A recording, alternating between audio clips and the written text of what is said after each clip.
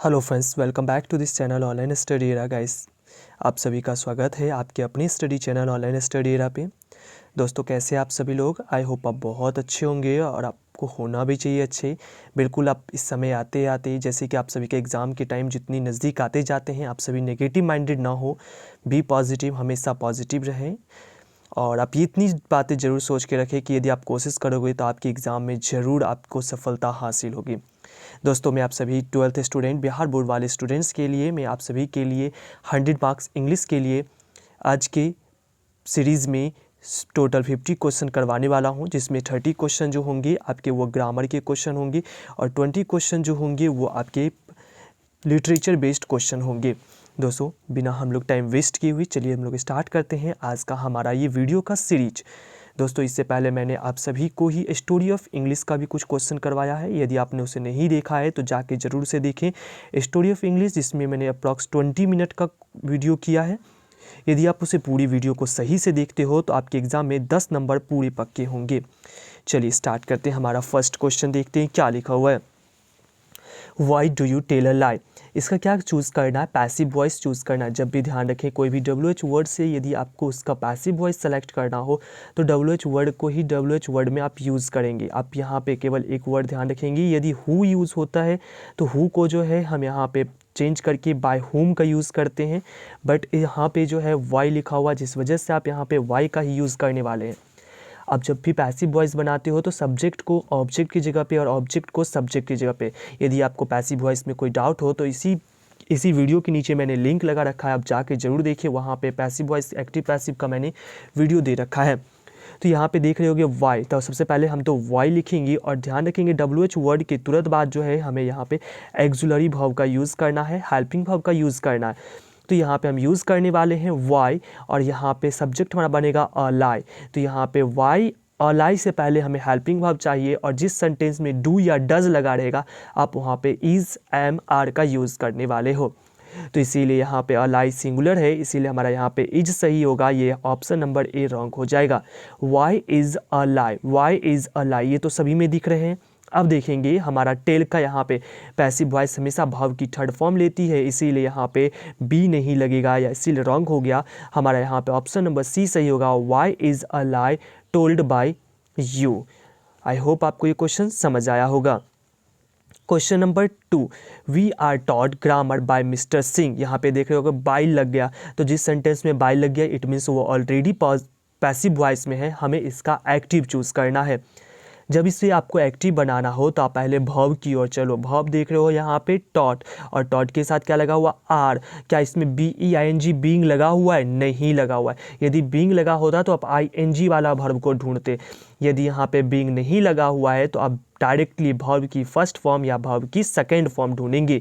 अब देखेंगे यहाँ पे हमारा सब्जेक्ट को ऑब्जेक्ट की जगह पे हम प्लेस करते हैं, अर्थात यहाँ पे मिस्टर सिंह हमारे पास हो जाएंगे।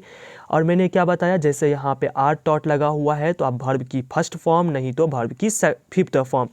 मिस्टर सिंह सिंगुलर है, इसीलिए आप यहाँ पे टीचर्स हमारा सही होगा। मिस्टर सिंह टीचर्स किसे टीच करते हैं? वी का यहाँ पे ऑब्जेक्ट क्या बनेगा? अस। और क्या टीच करते हैं? ग्रामर। इसलिए हमारा ऑप्शन नंबर ए सही होगा। देखेंगे टीचिंग वर्ब की ING form without is am are के नहीं आएगा।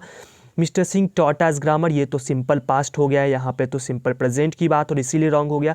ये सिंपल पास्ट और ये सिंपल फ्यूचर है, इसीलिए ये वाला सेंटेंस रॉन्ग हो गया। Next question, I dash here since morning. देखेंगे जिस सेंटेंस में आपको सिंस या फोर लगा रहेगा, ध्यान रखेंगे जिस सेंटेंस में सिंस या आपको फोर दिख जाए उस सेंटेंस में हमेशा ध्यान रखेंगे has, have plus been plus verb में ING।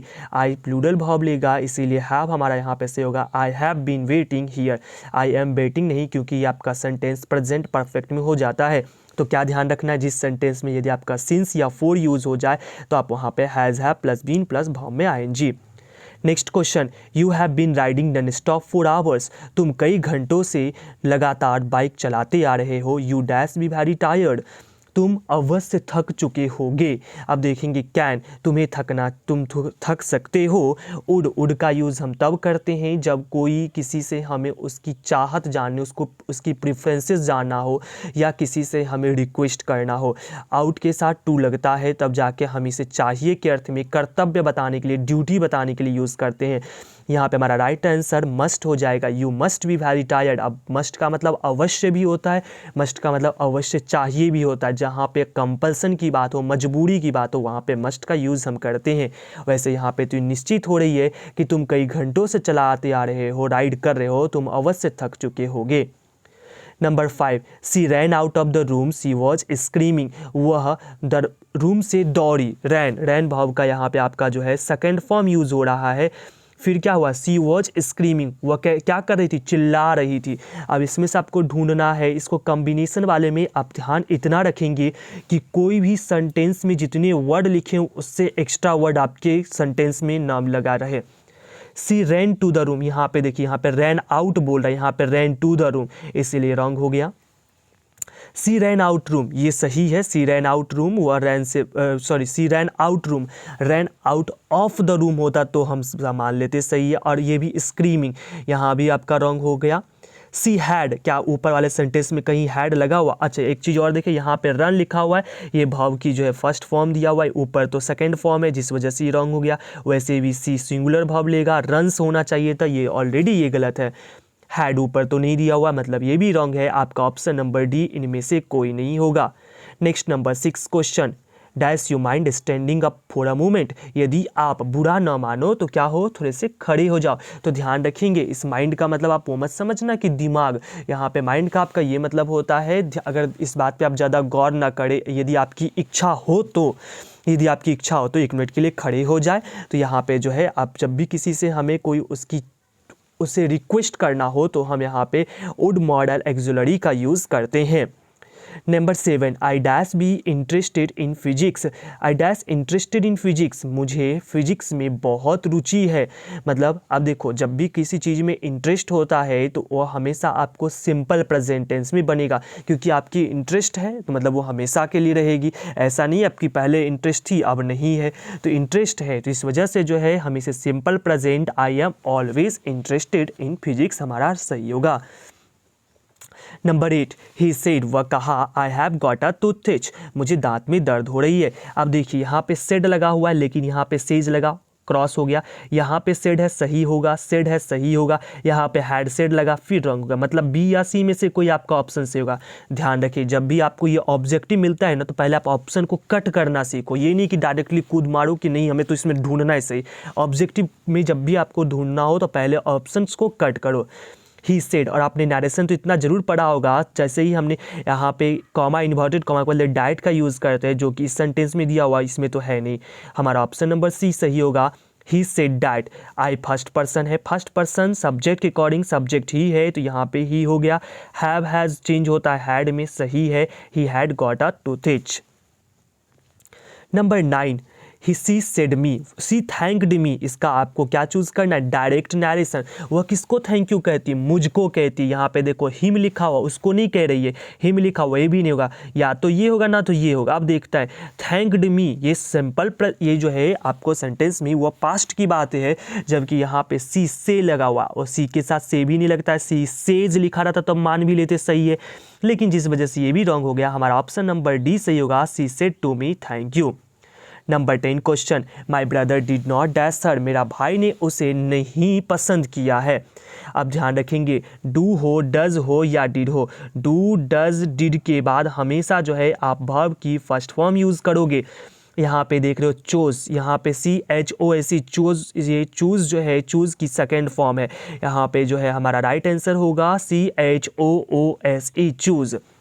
Number 11, dash at a very high speed is dangerous, तेज स्पीड में चलाना खतरनाक होता है। तो क्या होता है खतरनाक, तो कार चलाना। अब देखिए, यहाँ पे ये सब्जेक्ट का जगह खाली है, तो जब भी सब्जेक्ट की जगह पे यदि में कोई भाव अप्लाई करना हो तो उस भाव में हम ING का यूज़ करते हैं, इसीलिए हमारा यहाँ पे होगा सही, driving cars at a very high speed is dangerous. Number 12, she dash 6 books on Indian mythology, वह इंडियन मिथोलॉजी पे 6 बुक लिखी है। सी सिंगुलर है, हैव तो नहीं लगेगा, सी सिंगुलर है, हैज़ लगेगा, सी बी रिटेन तो कोई होता नहीं है, और सी विल के साथ वर्ब की फर्स्ट फॉर्म होती है, इसीलिए भी रॉन्ग हो गया। तो हमारा यहाँ पे क्या होगा सही, she has written 6 books on Indian mythology. Number 13, this material is different dash that, यह जो वस्तु जो है यह अलग है, किससे अलग है, तो उससे अलग है, इसीलिए हमें यहाँ पे क्या यूज़ करना पड़ेगा, from that. Next question, he climbed, वह चढ़ा, किस पे चढ़ा, सीढ़ी पर चढ़ा। जब भी कोई एक वस्तु दूसरी वस्तु में टच कर रहा हो, उसमें संपर्क बना हो, तो हम हमेशा ऑन प्रीपोजिशन का यूज़ करेंगे। Number 15, he has been absent dash Monday. अब देखो मैंने आपको एक चीज़ और बताया था अभी कुछ देर पहले, जिस सेंटेंस में सिंस या फोर लगा रहेगा उसमें आप हैज़ है प्लस बीन प्लस वर्ब की ing फॉर्म लगाते हो। Sorry guys, he has been absent dash Monday, Monday एक फिक्स टाइम दिया हुआ है और फिक्स समय के पहले हम सिंस यहाँ पे यूज़ करने वाले हैं।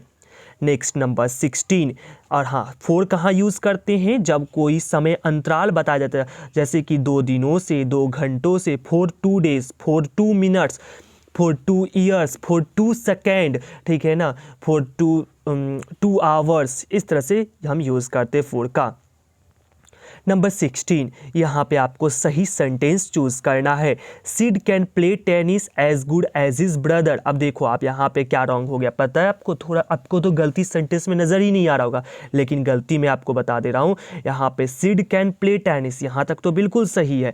एज के बाद जो है हम बिल्कुल पॉजिटिव डिग्री रखते हैं, यहाँ पे गुड भी पॉजिटिव डिग्री है, गुड बेटर बेस्ट होता है, लेकिन क्या यहाँ पे है, समझेंगे, प्ले, वह क्या करता है, टेनिस अच्छे से खेलता है जितने अच्छे उसके भाई खेलता है सिड का। तो यहाँ पे प्ले एक वर्ब है और जो वर्ब को जो क्वालिफाई करता है उसको हम एडवर्ब कहते हैं, और गुड जो है आपका एडजेक्टिव है, और इसी वजह से खेलने की वजह से जो है यहाँ पे जो है हमें गुड को रिप्लेस करना होगा वेल से। आपने वेल भी सुना होगा, वो अच्छे से खेलता है, तो दोनों का मतलब एक ही है, अंतर कुछ नहीं है, बट आपको ये याद रखना है, गुड एक एडजेक्टिव है और वेल आपका एडवर्ब है, इसीलिए आप यहाँ पे सही आंसर होगा Sid can play tennis as well as his brother.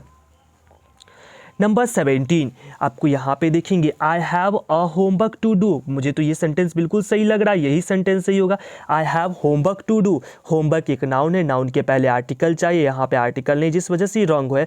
I will have homework to do, I will have, फिर यहाँ भी आपको एक आर्टिकल होना चाहिए था, नहीं है, ये तो कोई सेंटेंस आई हैजिंग होमवर्क, पता ही नहीं कुछ क्या है। तो आप देखो इजीली सेंटेंस को यहाँ पे आप आइडेंटिफाई कर सकते हो कौन सी सेंटेंस रॉन्ग है।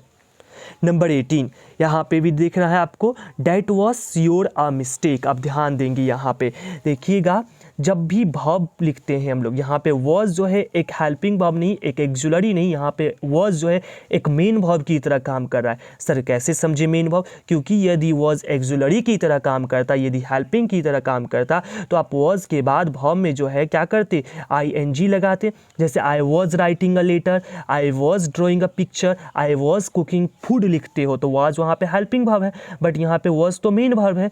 तो आई डैट वॉज श्योर, ये श्योर में ही गलती है, श्योर में क्या गलती है अब समझेंगे, ये एक एडवर्ब होना चाहिए, यहाँ पे ये एडजेक्टिव की तरह है, और अधिकतर जो जितनी भी एडजेक्टिव है, मैं ज़्यादातर मैं बोल रहा हूँ, सभी में नहीं, एडजेक्टिव में आप ly ऐड करके जो है उसे आप एडवर्ब बना सकते हो, इस चीज़ का भी ध्यान रखिए। और जिस वर्ड के लास्ट में ly लगा वो हमेशा एडवर्ब ही होता है, अर्थात यहाँ पे देखें, सॉरी यहाँ पे ये मिस्टेक है, that was surely a mistake, यहाँ पे आपका राइट आंसर होगा। दोस्तों यदि आपको ये अच्छा लग रहा हो तो प्लीज़ दोस्तों इसे लाइक करें और ये पूरी वीडियो आप वॉच करें, जिससे आप पे बहुत बेनिफिशियल होने वाली है। Number 19, he dash if we had taken our food. देखो इफ़ लग गया ना, इफ़ लग गया, और ध्यान रखेंगे डैट का ही ये जो है ना कज़न है, मतलब ये चचेरा भाई बहन है इफ़, ये इनडायरेक्ट स्पीच में आप आ चुके हो। ही और इफ़ जब किसी सेंटेंस में लगता है तो वो इंट्रोगेटिव सेंटेंस होता है, और आपने पढ़ा होगा सेड को जब कन्वर्ट करते हैं इंट्रोगेटिव में तो वो कन्वर्ट होता है आपको आस्क्ड में, इसीलिए आपका 19 नंबर का ऑप्शन से होगा he asked if we had taken our food. Number 20, all depends on, ये आप सब चीज़ें निर्भर करती है किस चीज़ पे, डैश द एग्जामिनेशन, उसके एग्जामिनेशन के पास होने पर। अब देखो has passing, all depends on has के साथ वर्ब की थर्ड फॉर्म लगती है तो गलत है, all depends will passing, will के साथ वर्ब की फर्स्ट फॉर्म लगती है इसीलिए भी रॉन्ग है।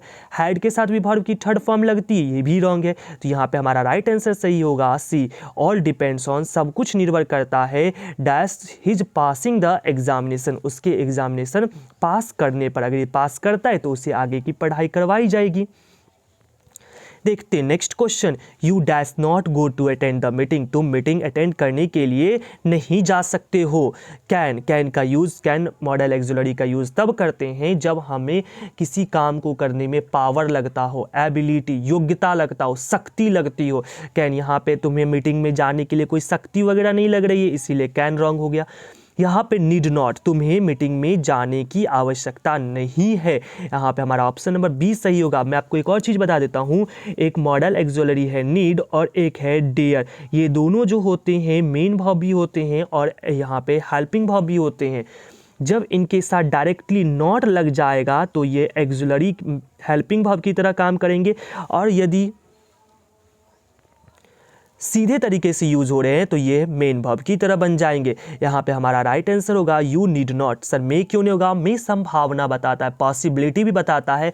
दूसरी चीज़, मे आपको परमिशन भी देता है, यहाँ पे आपका मे भी सही हो सकता है। You may not go to attend the meeting, क्योंकि मे आप परमिशन दे रहे हो कि तुम मीटिंग में अटेंड करने के लिए नहीं जा सकते हो। वैसे जब आपको नेगेटिव परमिशन देना हो तो ज़्यादा सही जो होगा वो आपका नीड सही होगा। क्या आपको बात समझ में आई? यदि आपको पॉजिटिव परमिशन देना हो तो में लगाए, ये तो नेगेटिव बात है, इसीलिए हमने यहाँ पे नीड को चूज किया है। When राधा डैश बैक, जब राधा वापस आएगी, सी विल स्लीप। ध्यान रखेंगे इस टाइप का क्वेश्चन आपके एग्जाम में एक श्योरली मिलेगा। जब इस तरह का लेंदी सेंटेंस मिले तो आप उसमें अगले सेंटेंस को देखो, जब राधा आएगी तब वह सो जाएगी। तो एक इस सेंटेंस का एक पार्ट सिंपल फ्यूचर होगा और दूसरा पार्ट इसका जो होगा आपका वह सिंपल प्रेजेंट में होता है। राधा, राधा सिंगुलर है, इसीलिए आप यहाँ पे राधा के साथ कम्स लगाओगे। क्यों? क्योंकि यहाँ पे विल स्लीप, विल के साथ वर्ब की फर्स्ट फॉर्म फ्यूचर टेंस तो हो गया, मतलब पीछे प्रेजेंट टेंस की जरूरत है, इसीलिए when Radha comes back she will sleep. Number 23, would you mind dash to my house please. यहाँ पे देखेंगे वुड यू माइंड, यदि आप ध्यान न दें, यदि आपकी इच्छा हो तो क्या कर सकते हो, आप मेरे घर आ सकते हो। तो ध्यान रखेंगे वुड एक मॉडल एक्सुलरी है, उसके बाद वर्ब की फर्स्ट फॉर्म ऑलरेडी प्रेजेंट है यहाँ पे। तो यहाँ पे जब वर्ब ऑलरेडी आ गया है तो यहाँ पे हम यहाँ पे वर्ब में जो है ING लगा के यूज़ करेंगे। Would you mind coming to my house please. Next question number 24, she is dash most beautiful girl. Most beautiful, much, more, most, superlative degree. ध्यान रखेंगे tall, taller, tallest, big, bigger, biggest. तो tallest, biggest ये सब के पहले हमेशा article the लगता है। My sister dash a dress for her birthday last week. ध्यान रखेंगे जिस सेंटेंस में आपको यस्टरडे, लास्ट, प्रीवियस ये सारे वर्ड दिख जाएंगे वहाँ पे आप हमेशा वर्ब का सेकेंड फॉर्म यूज़ करोगे। तो यहाँ पे लास्ट लगा हुआ है जिस वजह से आप यहाँ पे वर्ब का सेकेंड फॉर्म बॉट का यूज़ करेंगे। Kamlesh has been, have has के साथ यदि बीन लग गया तो वर्ब में बिल्कुल ING लगाओ फटाफट बिना सोचे हुए। फॉर अ फ्यू डेज, अभी जस्ट मैंने आपको बताया फोर लगता है कब, जब कोई समय अंतराल हो कुछ दिनों से। क्या यहाँ पे समय निश्चित है? बिल्कुल नहीं है। तो यहाँ पे आपका राइट आंसर क्या होगा? Repairing. Sita fail dash the rickshaw. Sita गिर गई, किस चीज़ से गिर गई? रिक्शा से गिर गई, इसीलिए यहाँ पे हमारा राइट आंसर होगा from the rickshaw. Next question, you can do it, तुम इसे कर सकते हो। कैसे कर सकते हो? ध्यान रखेंगे यू रहेगा तो योर सेल्फ, आई रहेगा तो माई सेल्फ, बट मैं आपको एक और वर्ड बता देता हूँ, यदि वन रहेगा तो आप उसके लिए वन सेल्फ का यूज़ करोगे। ठीक है गाइस। नेक्स्ट क्वेश्चन, यहाँ पे आपको सही स्पेलिंग चूज करना। वैसे यहाँ पे फैमिलीज़ का स्पेलिंग पूछा गया, FAMILIES, families. Next question number 30 जो कि आपका ग्रामर का लास्ट क्वेश्चन है, what time does the bus, कितने समय में बस जो है रवाना होगी, कहाँ के लिए रवाना होगी? सेंट्रल लंदन के लिए रवाना होगी। तो यहाँ पे देखेंगे डू डज का मैंने आपको क्या बताया, वर्ब की फर्स्ट फॉर्म चाहिए, वैसे सभी जगह वर्ब की फर्स्ट फॉर्म है। यहाँ पे एरर जो है आपका प्रीपोजिशन का है, यहाँ पे राइट आंसर होगा लिव फॉर सेंट्रल लंदन। चलिए आते हैं 31 से जो आके आपके बुक पे पूरी तरह से बेस्ड हैं। There is a house no far away where once I received love. एक वो घर था जो अब बहुत दूर हो चुका है जहाँ पे मुझे बहुत प्यार मिला था। वो कौन से लेसन से लिया गया है? तो इसका राइट आंसर आपका बनेगा option number C, my grandmother house. My grandmother house, जिसके हमारे पोएट बनते हैं Kamala Das. Song of myself, Walt Whitman और टू ऑटम जो लिखे गए हैं वो किनके द्वारा लिखे गए, ये आप कमेंट करें। स्नेक जो लिखा गया वो D.H. लॉरेंस के द्वारा लिखा गया है। The soldier is a dash poem. Soldier एक किस प्रकार की पोयम है? तो सोल्जर एक आपका युद्ध वाले संबंधित बातें हो रही है तो वॉर पोयम कहलाएगा।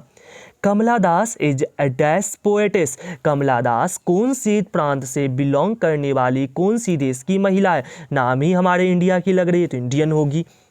Fire him is composed bye, fire him किसके द्वारा कंपोज किया गया है? के.एन. दारुवल्ला के द्वारा। T.S. Eliot, Macavity the mystery cat, D.H. Lawrence. D.H. Lawrence आपके हो जाएंगे स्नेक के। W. बीट्स मुझे आप लोग बताएंगे कमेंट करके। Number 35, I celebrate my self and Singh my self.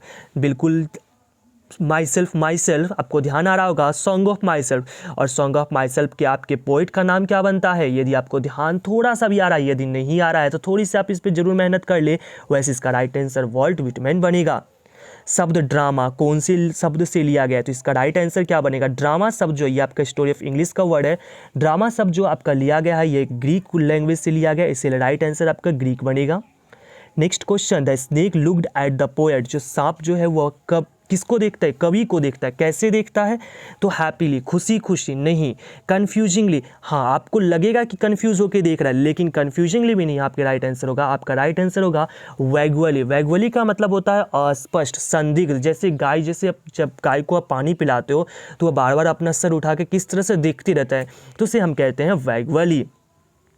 Next question number 38, the speaker in fire him belongs to dash religion. जो लेखक हैं फायर हिम के.एन. दारुवल्ला, वह कौन से धर्म से बिलोंग करते हैं? तो वह जोरास्ट्रियन धर्म से बिलोंग करते हैं, जिसे पारसी भी कहते हैं। Macavity is full of, Macavity भरी पड़ी हुई किस चीज़ से? तो डिसाइटफुलनेस से। डिसाइटफुलनेस का मतलब होता है कपटी, पूरी तरह से उसके अंदर कपट, छल कपट भरा हुआ है। Next question number 40, 1 minute.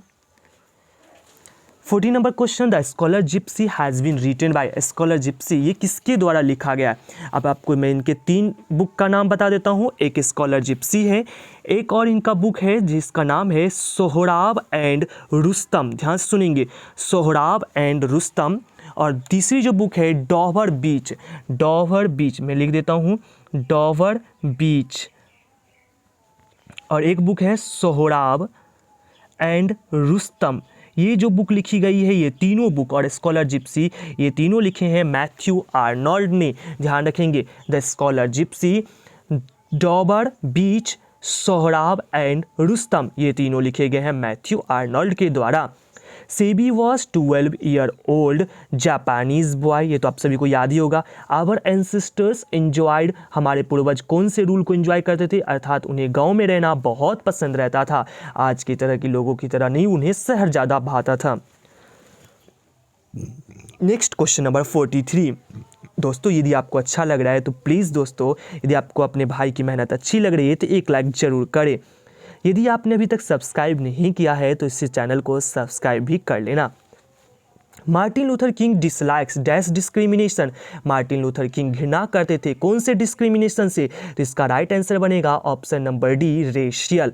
Martin Luther को ये छुआछूत, जाति भेदभाव से बहुत ज़्यादा उन्हें घृणा था। Lomov is a man of dash temperament. तो लोमोव किस टाइप का व्यक्ति था? तो नर्वस रहता था, छोटी छोटी बातों पे वह परेशान हो जाता था। आपको अगर कहानी पढ़ोगे तो उनकी कहानी में ये पता होगा कि वह छोटी सी कोई भी उनको इस तरह की ज़मीन की बात कहता था, बोलता है मेरा ज़मीन है, उसी पे वो गुस्सा हो जाते थे। Next question number 45, Burton Russell was a philosopher and a dash. Burton Russell जो हैं एक फिलोसफर थे और एक क्या थे? तो इसका आपको याद होगा, आपने बर्टन रसेल वाले लेसन में पढ़े होंगे। बर्टन रसेल एक हिस्टोरियन भी रहते हैं, एक फिलोसफर भी थे और एक हिस्टोरियन भी थे।